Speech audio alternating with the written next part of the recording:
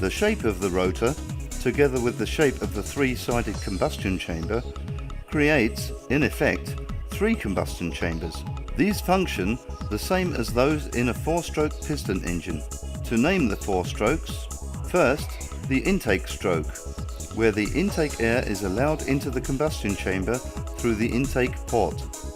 Secondly, the compression stroke, where the intake air is compressed by the changing volume of the chamber.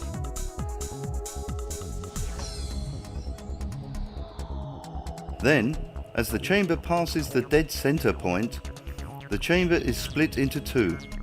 In the case of the COFA multi-fuel motor, the rotor has an exclusion, which allows the air to pass through and fill the next chamber.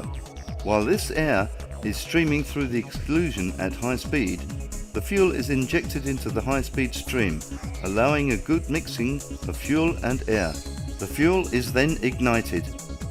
During normal operation, the ignition occurs due to the high temperature and pressure caused by the extreme compression of the intake air. To help under starting conditions, when the motor is cold, a spark plug can aid the ignition process. Then comes the third stroke, the expansion stroke. Here, the ignited mixture exerts pressure on all sides of the combustion chamber. The side created by the rotor is hereby forced to move to allow the mixture to expand, forcing the eccentric shaft to rotate. This rotation of the shaft is then the driving power of the motor.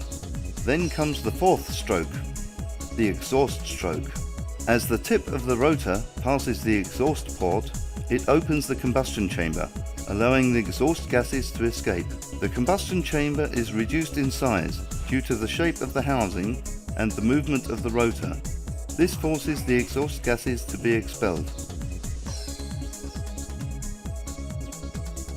The special shape of the rotor and housing creates three combustion chambers. This means that a single rotor Wankel engine is comparable to a three-cylinder piston engine.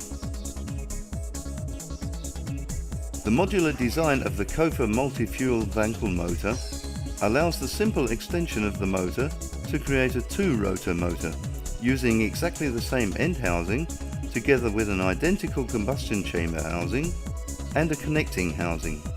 The eccentric shaft is also modular in design, incorporating a toothed connection between the two shafts.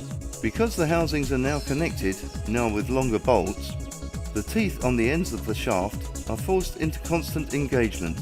This type of modularity would not be possible in a piston engine, because the housings are connected using bolts which exert the binding force at 90 degrees to the crankshaft. Here we have seen how simply a two-rotor engine can be created, making the most of the modularity of the COFA design. Of course, this modularity can be extended to make a three, or in the following case, a four-rotor engine, once again utilizing exactly all the same parts as we have already encountered. Here we have quite simply created a four-rotor engine.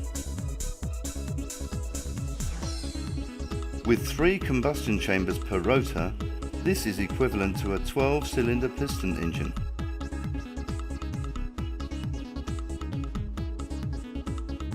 The firing order of this type of engine, controllable using the engagement angles of the eccentric shafts, is variable to a degree which would be unthinkable in a piston engine.